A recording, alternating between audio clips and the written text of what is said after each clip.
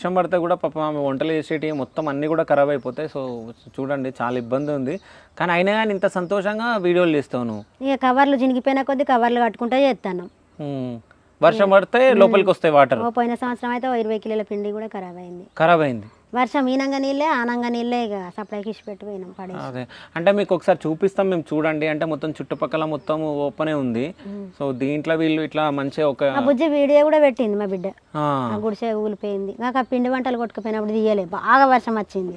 ఉమ్. అప్పుడు ఇండ్లలోనే వచ్చినాయి, ఈ పిండిది ఏంది అన్నట్టుగా తీయలే. ఓకే. నువ్వు కొత్త రకం ఏదన్నా వంట క్రియేట్ చేసినావా? అంటే నీ సొంతంగా ఏదన్నా తయారు చేసినావా వంట? కొత్తగానా ఆ, ఎవ్వరు చేయండి. ఎవరు చేయండి, ఆ, ఎవరు చేయండి. ఇదే చికెనే నేను నా ఓన్గానే నేర్చుకున్నా. చికెన్ ఫ్రై చేసాడు, ఉమ్, పచ్చడ, ఉమ్. ఇక అన్నీ మా అవ్వ దగ్గర, మా నానమ్మ దగ్గర, మా పెద్దవ్వ దగ్గర ఇట్లా ఓకే. నేర్చుకున్నా కూరలు. నీకు సపోర్ట్ ఎవరు చేస్తారు బాగా, ఇంట్లో కానీ బయట కానీ?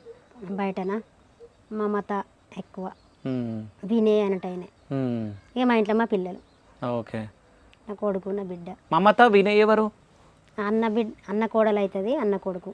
ఓకే. అంటే మా ఇల్లు అమ్మిన కాడు ఉన్నారు అన్నట్టు వాళ్ళు.